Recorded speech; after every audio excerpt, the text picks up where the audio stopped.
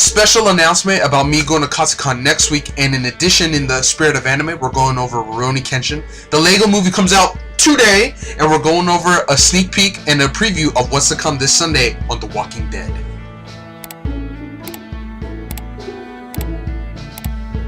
What's up, everybody, and welcome to Totally a Fan, the show where I, a total fan, bring to you the news of movies, TV games, TVs, games, shows, comic books, all that stuff, TV, movies, more stuff, that anything involved in the world of fandom. And I bring that information to you simply because I want to share that information with you.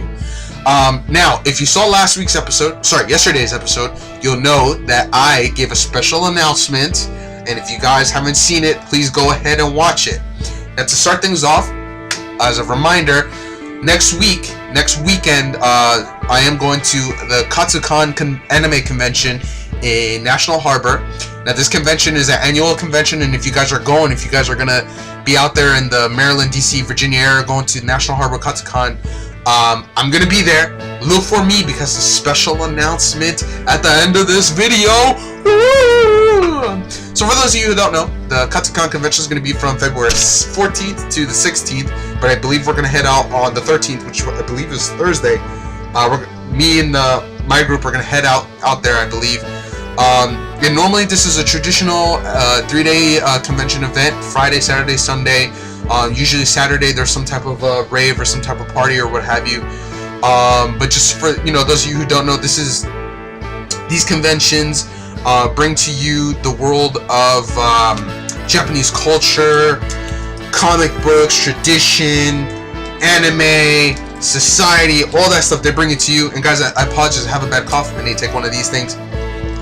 So it's bringing all that information to you, and it's a really awesome event. Now, at these conventions, and generally it's not just Katsucon, but at these conventions they have an artist alley where they have all these different artists. Usually they'll do work, commission work for you, like, oh, draw me in such and such pose, or as this character, like caricature kind of things that you see at Six Flags or what have you. Sometimes they do little projects like that, so that's going to be really something awesome to look forward to if you're really big into art. Now, if you're not, if not necessarily more into the 2D, 3D art, but more into like other types of art, like video games, they normally have a big game room where they play all of these awesome games. I remember the last time I went to a convention, there was a couple tournaments for Halo, Guitar Hero, as well as some Japanese games. So it's really awesome. Now, for those of you who don't know, there's also concerts. They have celebrity guests at panels, and all these other things, guest speakers and stuff like that. So it gives you, it's kind of like Q&A sessions. Gives you a chance to meet the voice actors behind the American versions of anime, or sometimes the Japanese voice actors, depending on who's coming. But it also gives you a chance to meet some producers and some other creative teams, artists and stuff like that from these anime. As well as some other TV shows and stuff like that, so it's really cool. They also have a masquerade where they kind of have a couple different groups of people or individuals come cosplayed full out in awesome characters, and they'll do like a little skit, little play, or they'll do like a little model fashion show. Generally, if you go to the Katsucon website, they'll have that information posted if it's going to be like a fashion or what have you. Now, this isn't my first convention. I've been to 3. I've been to 2 different Otakon, which is the big one held in the Baltimore area, and I've been to a Comic-Con that was in Baltimore as well at this convention center. But there I didn't really get to spend too much time as I was there for business. But it's not my first rodeo. I've been to a couple of these, and these are awesome. Now, in the spirit of anime, this is going to lead into our next topic. In the spirit of anime, I wanted to present you guys with information that I found out in regards to anime. So, for those of you who don't know, in August 1st, I believe, of last year, in Japan, they released a live-action movie version of Rurouni Kenshin, which is a very popular samurai anime that has been here forever. It used to be, I believe, on Adult Swim, and I think Toonami carried it for a long while. It's a really awesome anime if you guys haven't seen it. So the creative people at Japan decided to do a live-action version of it, which I think is awesome because typically live-action movies or adaptations, especially coming from a different culture, generally isn't always the best.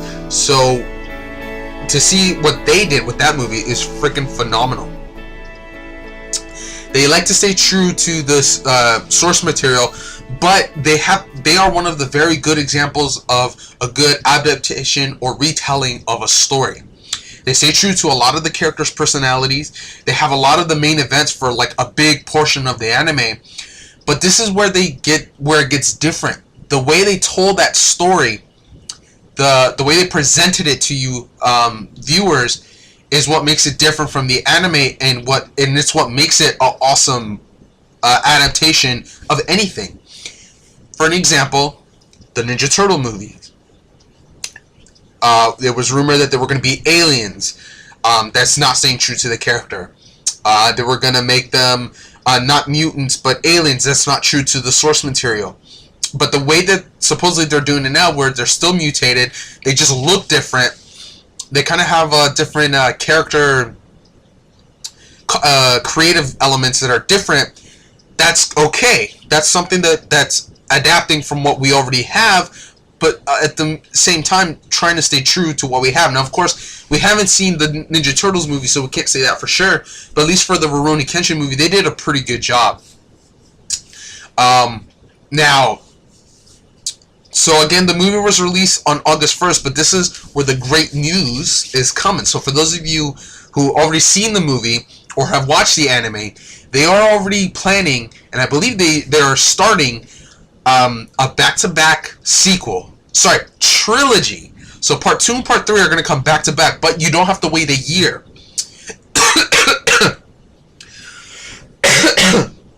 Excuse me. If you guys have been watching, my cough has been getting kind of bad these last couple days, so just stick with me if you guys can. So we have Rurouni Kenshin, the Great Kyoto Fire. It's opening, of course, in Japan on August 1st of this year, of 2014, and its sequel, the trilogy, Rurouni Kenshin, The End of a Legend, opens on September 13th of 2014. So maybe within a month period, we're going to get the sequel and then the trilogy. I don't have news yet on when it's going to be released over here. As far as I know, it wasn't released here. And if it was, maybe in select theaters. So as soon as we get that information, I'm going to present that, guys, to you. But definitely stay on the lookout for the sequel coming in August and then the trilogy finishing on September. If you guys don't already know, the Lego movie is out today! I haven't seen it yet. I am planning to see it possibly later today, possibly tomorrow. Unfortunately, due to my schedule, it's going to be very difficult. But if you guys haven't already seen it, or if you guys are watching it now, that movie is freaking phenomenal. So phenomenal that people are already calling it the next Toy Story. Now, personally, Toy Story was one of those movies that is a classic and that will be in my heart forever. Hopefully many of your hearts as well. But I do not doubt that this movie is going to be as awesome, if not on the same level as Toy Story 3. Or sorry, just Toy Story in general.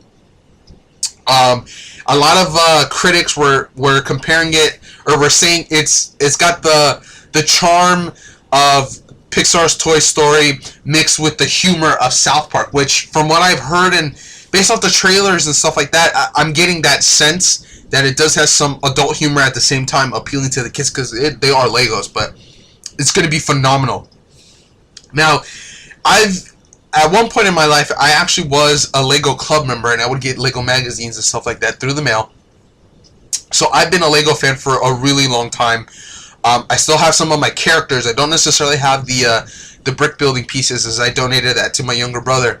But I have a lot of the my characters still left from that I've collected over the years. And what's great is that a lot of these characters I grew up with. For an example, they had the NBA All-Star team, which NBA was a set around the time that one of the World Cups, I believe, was going on, because they also had a soccer set, and I believe they were going to try to get into sports.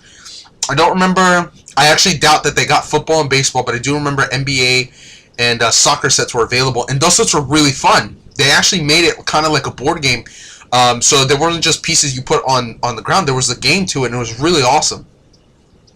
In addition to that, we have some classic Lego City. Of course, nowadays Lego City is now being something. It's being updated to match the new Legos and stuff like that. But Lego City was a big portion back in the day. And now we're getting some Teenage Mutant Ninja Turtles, which recently came out a couple years ago. And of course, the DC Comics. Batman is one of the main characters, but you're also getting Superman, Wonder Woman. I saw several pictures of Green Lantern. Now, there was an issue with the Marvel guys, because Lego technically does own Marvel characters and Marvel sets, but from what I understood, there was a battle between which hero is better, or which hero, saved the movie or whatever at the end. And I guess Marvel just didn't want to get into it and probably gave it off to DC. You know what? You guys aren't doing that great. You guys take it from here. So that could be what happened, but of course, that's behind the scenes stuff that I don't think we'll ever get to know. Under the table type deals maybe.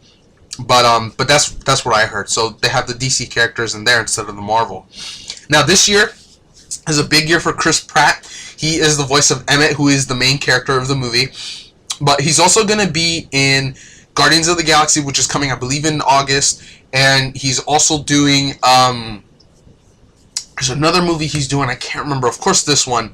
There's another really big movie, and it's killing me that I can't remember. It's killing me. If you guys know, go ahead and post in the comment downstairs. I'm pretty sure somebody else knows what his movies are. But he's doing a lot of great movies this year. Now, it's already being said that Lego is getting a sequel.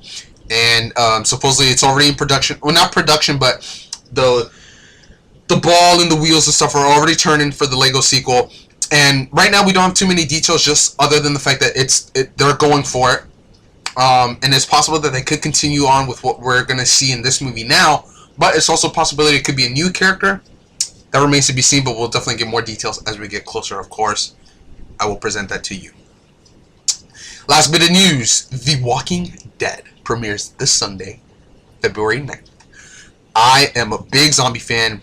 I was kind of late to the show, but once I got on it, I was on it. For those of you who don't know, and caution guys, this is a spoiler alert, but at the end of last season, we left off with the governor attacking the prison where all the characters were at. And they've been living at this prison for some time, trying to live in peace, trying to be all relaxing and stuff like that. And it was a struggle just trying to live there. There was the whole spread of a disease that was going on. Then there was the fences coming down. Then there was the leak in the back where a new group of people were trying to go in. And then there was still the imminent threat of the governor, or the crops were dying and stuff like that. So it was a big thing. It was a big struggle just living there alone. And now they're thrown into a bigger struggle. Where we're going to go now is, the name of the next episode, I believe it's episode 9, is called After. And basically it shows where everybody is now that all this crap has gone down. Some characters are very, very broken. Their spirit, emotionally or physically, in the case of the main character, Rick, who was beaten the crap out of in last season and is now with his son, Carl, and they're just trying to get by.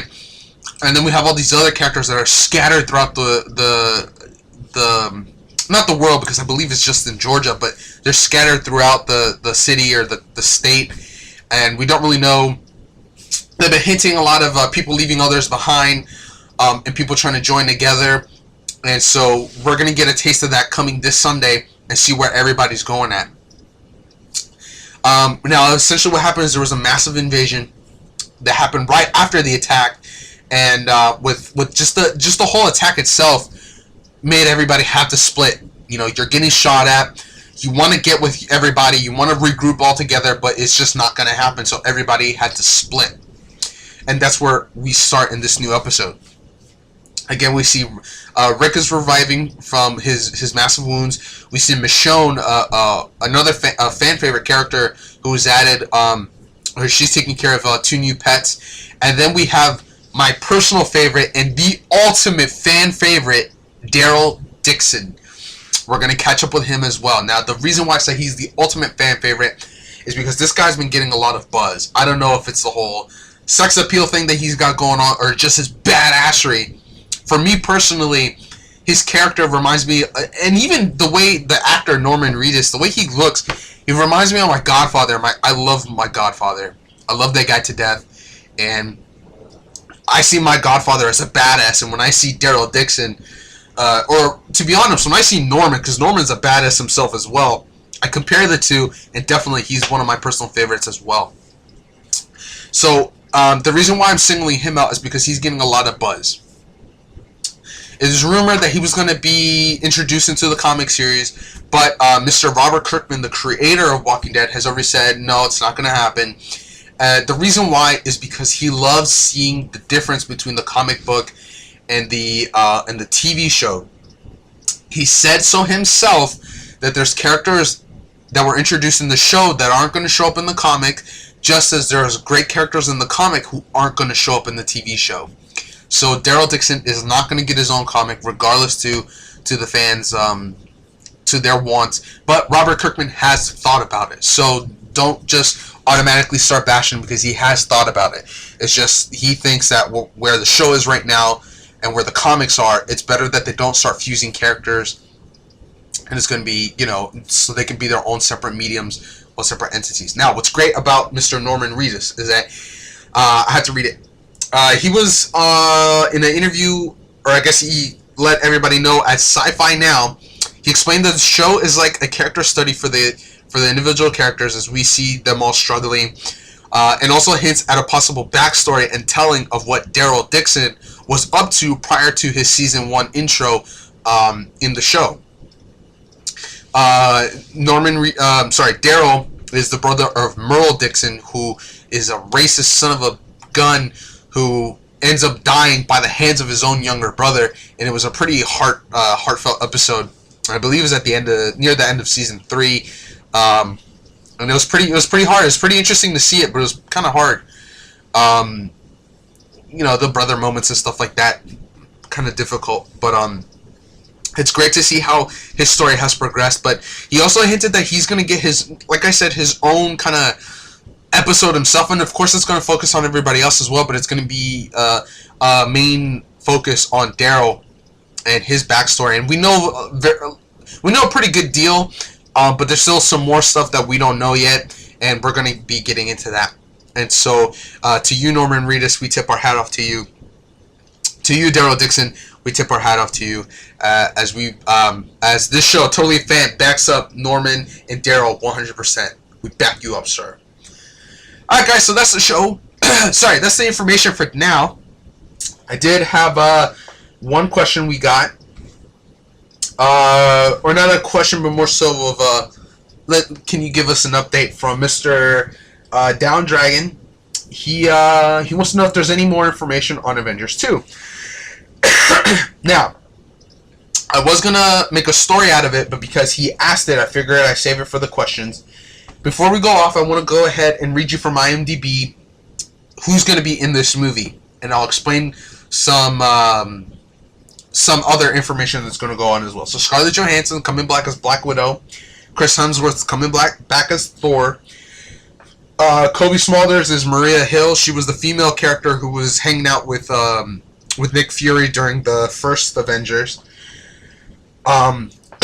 Aaron Taylor Johnson, if you guys don't know, is the Kick-Ass character. He's coming as Pietro Maximoff, or better known as Quicksilver. His sister, Wanda Maximoff, is going to be played by Elizabeth Olsen. She's going to be playing Wanda, or better known as Scarlet Witch. Robert Downey Jr. is coming back as Tony Stark, Iron Man. Jeremy Renner supposedly is coming back as Clint Barton, also known as Hawkeye, who is one of my favorites and underutilized characters, but we'll see what happens with him. Chris Evans is coming as Steve Rogers / Captain America. Of course, Sam Jackson's coming back as Nick Fury. Mark Ruffalo, Bruce Banner, is coming back as the Hulk. Colonel James Rhodes is set to be in the movie War Machine, one of my top 5 Ultimate Marvel characters. He's coming in, and Anthony Mackie as the Falcon is rumored. Now, Anthony Mackie, who's playing Sam Wilson or the Falcon, is going to be in Captain America 2. And if you saw yesterday's show, I stated that it was not rumored, but it was stated that Captain 2 is going to lead right into Avengers 2. So even though it's rumored, I think it's pretty possible we can see him, but that remains to be seen. Now, Avengers 2 is going to be called Avengers 2 Age of Ultron. James Spader will be playing Ultron. Now, for those of you guys who haven't seen it, Comic-Con released a kind of little teaser trailer. Basically, it's an Iron Man helmet kind of on the ground, and it gets smashed and beat up and becomes the Ultron helmet. Now, this is where it's going to get interesting. Before you move forward. Excuse me. We have a possible addition to the team, and I forget this guy's name. He was in the movie A Knight's Tale. He was in a couple other movies as well, but the actor's name is Paul Bettany, and I apologize if I messed up your name. But it's said that he's going to be playing the Vision, and that he's going to be in Avengers 2.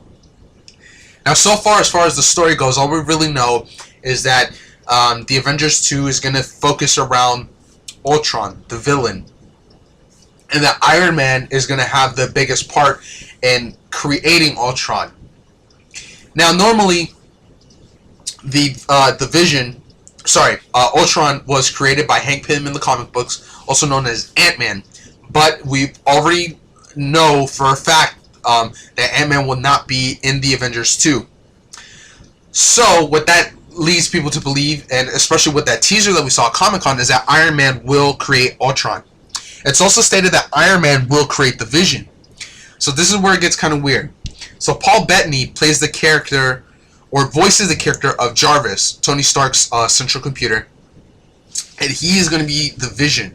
So right now we don't know how it's going to happen. There's many speculations, many rumors. So what I'm about to tell you, please take it with a grain of salt. I believe that the Iron Man character, Tony Stark, is going to possibly build Vision, or at least try to build Vision, very similar to the Mark 1 and Mark 2 outfits that he's done.